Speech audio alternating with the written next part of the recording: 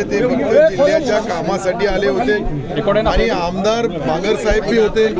दोघांशी मी चर्चा केली, त्याच्यामध्ये कोणताही राजकारण नाही। ज्या ज्या वेळेस एकनाथ शिंदे साहेब जे मला आदेश देतात त्याचा मी पालन करतो, त्यामध्ये कुठेही राजकारणाचा संबंध नाही। आता चहा पिल्यानंतर चहावर गप्पा चप्पा होतातच, पण त्या राजकारणाच्या असतात असं कधी नाहीये। ऐका, मी हिंगोली जिल्ह्याचा पालकमंत्री आहे, ते हिंगोली जिल्ह्याचे खासदार आहेत। माझ्या बंगल्यावर आले, भेटायला आले, मंत्रालयात भेटायला आले, अशा पद्धतीमध्ये कुठेही राजकारण नाही। माझ्या माहितीप्रमाणे माझ्याकडे ते फक्त जिल्ह्याच्या कामासाठी आले होते आणि आमदार बांगर साहेब भी होते। दोघांशी मी चर्चा केली, त्याच्यामध्ये कोणताही राजकारण नाही। तुम्ही राजकारण नाही म्हणताय, मात्र महाराष्ट्रानं 2 वर्षापूर्वी ऐन विधान परिषदेच्या निवडणुकीलाच असं एक चित्र पाहिलं, एक वेगळं राजकारण झाल्याने तुम्ही सगळे गुवाहाटीला गेला होता।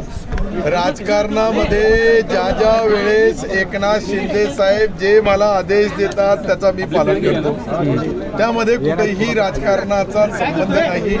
आता जी आमची ही भेट होती ही काही राजकीय नव्हती आणि अनेक जे लोक येतात त्याच्यामध्ये खासदार नागेश पाटील हे माझ्याकडे आले होते। याच्यामध्ये राजकारणावर चर्चा होत नाही असं होत नाही। आता चहा पिल्यानंतर चहावर गप्पा चप्पा होतातच, पण त्या राजकारणाच्या असतात असं कधी नाहीये।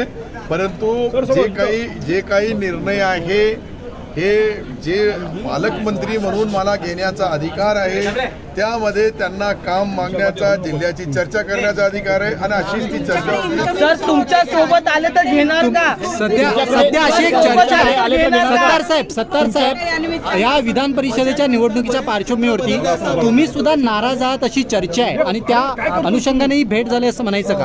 एक लक्षात घ्या, सन्माननीय एकनाथ शिंदे साहेब याच्यावर उत्तर देऊ शकतात। कोणाला पक्षात घ्यायचं, कोणाला नाही घ्यायचं, ही चर्चा करण्याचा अधिकार आमचे पक्षाचे नेते, आमचे लाडके मुख्यमंत्री आदरणीय एकनाथ शिंदे साहेबांना आहे। आता कधीही कोणताही काम करायचं आहे तर माझ्यासारख्या कार्यकर्त्यावर जी जबाबदारी ते देतात ती जबाबदारी पार पाडण्यामध्ये मी कुठेही कमी पडत नाही। तुम्ही तुमच्या सोबत आले तर तुम्ही घेणार का सोबत?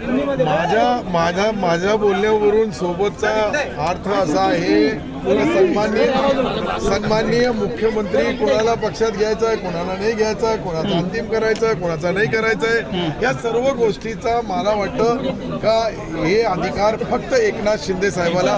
महाविकास आघाडीचे अनेक नेते असं म्हणतायत, की अब्दुल सत्तार यांची नाराजी आहे, या नाराजीचा आम्हाला फायदा होईल। एक लक्षात घ्या, मी कोणावर नाराज नाही। मी माझ्या सुरुवातीपासूनच बोलतो, जेव्हापर्यंत विश्वास माझ्यावर आहे, माझी कधीही नाराजगी होणार नाही।